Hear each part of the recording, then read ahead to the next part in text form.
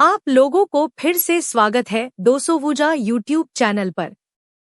आज हम जानेंगे काली माँ की उत्पत्ति कैसे हुआ है।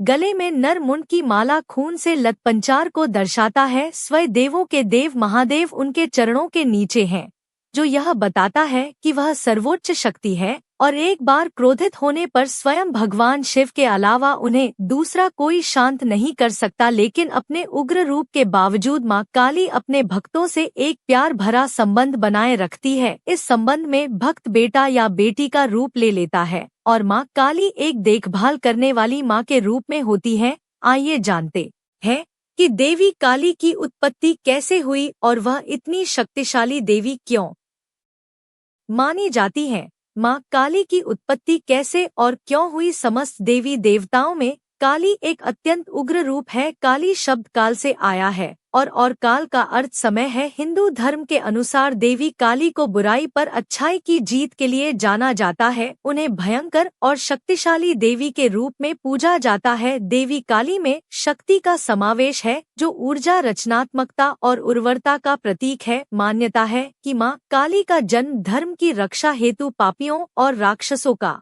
नाश करने के लिए हुआ था। साथियों, वैसे तो माँ काली के जन्म को लेकर अनेक कथाएं प्रचलित हैं, लेकिन आज हम आपको माँ काली से जुड़ी दो ऐसी अद्भुत कथा सुनाने जा रहे हैं जिसे सुनकर आप अचंभित रह जाएंगे। पौराणिक कथा अनुसार दारुक नाम का एक राक्षस था, जिसने कठोर तप कर ब्रह्मा जी को प्रसन्न कर लिया था। प्रसन्न होकर ब्रह्मा जी ने उसे वरदान दिया कि तुम्हारी मृत्यु केवल महिला के हाथों से होगी, अन्य कोई भी तुम्हें नहीं मार सकेगा। यह सुनकर राक्षस को लगा स्त्री तो कोमल, शांत और सौम्य होती है, वह भला उसका क्या बिगाड़ सकती है। लेकिन वह यह बात भूल गया था कि जब जब अत्याचार बढ़ता है तो वही स्त्री अपने क्रोधित रूप से दुष्टों का संहार करती है। हिंदू धर्म में स्त्री शक्ति को प्रदर्शित करती है। माँ काली जो बहुत पूजनीय देवी है। माँ काली को क्रोध की देवी भी कहा जाता है, जो स्त्री शक्ति का प्रतिनिधित्व करते हुए दुष्टों का संहार करते हैं। माँ काली संदेश देती है कि स्त्री कमजोर नहीं है, जरूरत पड़ने पर वह अपना उग्र रूप धारण कर पापियों का सर्वनाश कर सकती है। और दारुक राक्षस के साथ भी ऐसा ही हुआ। बता दें कि ब्रह्मा जी से वरदान पाकर राक्षस की खुशी का ठिकाना नहीं रहा और उसने इसका फायदा उठाना शुरू कर दिया। राक्षस ने ब्राह्मणों और संतों समेत देवताओं का जीना मुश्किल कर दिया। उसने अपनी शक्ति से सारे अनुष्ठान बंद करवा दिए और स्वर्ग पर अपना राज जमाकर बैठ गया। सारे देवताओं ने मिलकर उससे युद्ध भी किया, लेकिन निराश होकर वापस लौट आए। तब ब्रह्मा जी ने बताया, यह राक्षस सिर्फ किसी स्त्री के हाथों ही मारा जाएगा। तब सभी देवता गण मदद के लिए भगवान शिव के पास गए और उन्होंने दारुक के बारे में बताया। इस समस्या के समाधान के लिए महादेव ने जगत जननी माँ पार्वती की तरफ देखा और कहा, है कल्याणी, जगत के हित के लिए और उस दारुक दैत्य के लिए मैं तुमसे प्रार्थना करता हूँ। यह सुनकर माता पार्वती मुस्कुराई और उन्होंने अपना एक अंश भगवान भोलेनाथ में प्रवेश करवा दिया। माँ भगवती का वह अंश भगवान शिव के गले से अवतरित हुआ। भोलेनाथ ने तभी अपना तीसरा नेत्र खोला, जिससे एक भयंकर विकराल रूपी काले रंग की देवी का जन्म हुआ, जिन्हें काली माता कहा गया। माँ के इस रौद्र रूप को देखकर देवता व राक्षस वहां से भागने लगे। माँ का यह रूप इतना भयंकर था कि कोई भी उनके सामने टिक ना पाया और इस तरह माँ काली ने राक्षसों का अंत किया। महिषासुर, धूम्र, विलो, शुंभ, निशुंभ आदि यह सभी दैत्य थे जिनके वध के लिए माँ दुर्गा ने अलग अलग अवतार लिए। लेकिन इन सभी दैत्यों में रक्तबीज सबसे बलशाली दैत्य था, जिसका वध करना देव के लिए भी आसान नहीं था। आपको बता दें कि रक्त का अर्थ लाल या खून से है और बीज का अर्थ जीव से है। इस तरह रक्तबीज का अर्थ है खून से उत्पन्न होने वाला एक नया जीव। रक्तबीज के बारे में यह कथा प्रचलित है कि उसने अपने कठोर तप से शिवजी को प्रसन्न कर उनसे वरदान प्राप्त किया था कि जहाँ जहाँ उसके रक्त की बूंदें गिरे, उससे उसी की तरह एक नया रक्तबीज पैदा हो जाएगा।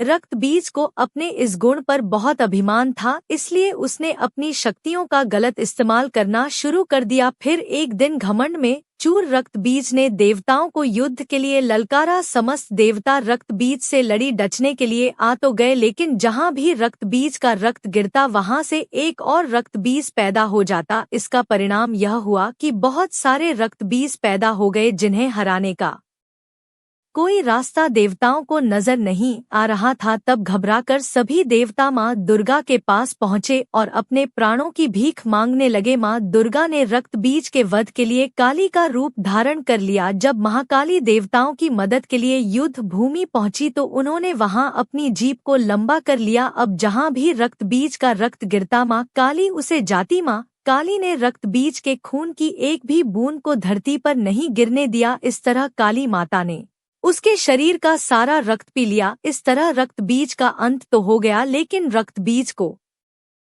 समाप्त करते हुए माँ इतनी क्रोधित हो गई कि उनको शांत करना मुश्किल हो गया था। काली माँ का यह रूप विनाशकारी हो सकता था, इसलिए सभी देवता एक बार फिर भगवान शिव के पास गए और उनसे निवेदन किया कि हे महादेव, आप ही माँ का क्रोध शांत कर सकते हैं।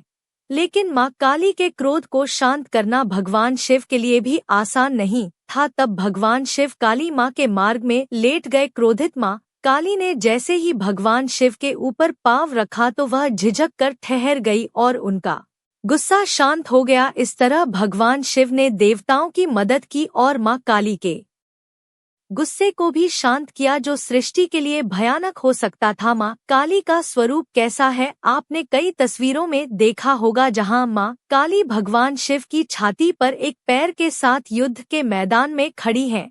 उनकी जीभ भगवान शिव की छाती पर पैर रखने के लिए अचरज में पड़ गई। उनका रंग काला व नीला है और उनके चेहरे के भाव क्रूर है। आपको बता दें कि माँ काली का रूप सभी देवियों में से सबसे कट्टर माना जाता है। माँ के 4 हाथ हैं, एक हाथ में तलवार और दूसरे हाथ में राक्षस का सिर है। यह सिर एक बहुत बड़े युद्ध का प्रतिनिधित्व है, जिसमें माँ ने रक्त बीजा नाम के दानव का वध किया था। बाकी के 2 हाथ भक्तों को आशीर्वाद देने के लिए हैं। माँ काली कहती है कि डरो मत, मैं हमेशा अपने भक्तों की रक्षा करूंगी। माँ काली के पास कान की बाली के लिए 2 मृत सिर है और गले में 50 खोपड़ी का एक हार, साथ ही दानव के हाथों से बना एक वस्त्र है जिसे माँ ने धारण कर रखा है। उनकी जीभ उनके मुंह से बाहर रहती है और रक्त से सनी रहती है। माँ काली की आंखें गुस्से से लाल रहती हैं और उनके चेहरे समेत शरीर पर खून लगा रहता है। देवी का मुखमंडल 3 बड़ी बड़ी भयंकर नेत्रों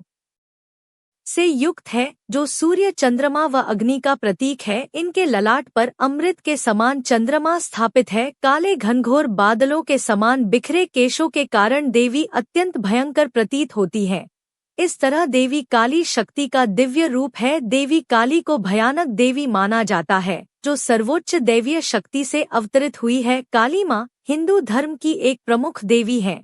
माँ काली की महत्ता भगवती दुर्गा की 10 महाविद्या में से एक है। महाकाली माँ का यह रौद्र रूप जो नाश करने वाला है, यह रूप सिर्फ उनके लिए है जो दानवी प्रकृति के हैं, जिनमें कोई दया भाव नहीं है। यह रूप बुराई से अच्छाई को जीत दिलवाने वाला है, अर्थात माँ काली अच्छे मनुष्यों को शुभ फल देती है और बुरे लोगों को दंड देकर सच्चाई की जीत का प्रतिनिधित्व करती है। देवी काली अपनी मजबूत विशेषताओं को ध्यान में रखते हुए महिला गतिशीलता का प्रतीक है। इन्हें अक्सर इंसान के अहंकार को मारने वाली माँ का स्वरूप समझा जाता है। देवी काली मृत्यु की भी देवी मानी जाती है। यह एकमात्र ऐसी शक्ति है जिनसे स्वयं काल भी भय खाता है। उनका क्रोध इतना विकराल रूप ले लेता है कि संपूर्ण संसार की शक्तियाँ मिलकर भी उनके गुस्से पर काबू नहीं पा सकती। केवल महादेव ही उन्हें शांत कर सकते हैं। शास्त्रों में वर्णित है कि कलयुग में हनुमान जी, काल भैरव और माँ काली की शक्तियाँ जागृत रूप में अपने भक्तों का उद्धार करेंगी। मेरे प्रिय साथियों, यूं तो माँ काली की पूजा समस्त भारतवर्ष में की जाती है, किंतु माँ कालिका को खास तौर पर बंगाल और असम में पूजा जाता है। काली माँ के नाम से कई प्राचीन मंदिर विख्यात है, जैसे उज्जैन का गढ़कालिका मंदिर, कोलकाता का काली मंदिर, पावागढ़ शक्तिपीठ, दक्षिणेश्वर काली मंदिर आदि। यहाँ माँ काली भक्तों को दर्शन देकर उनका कल्याण करती हैं।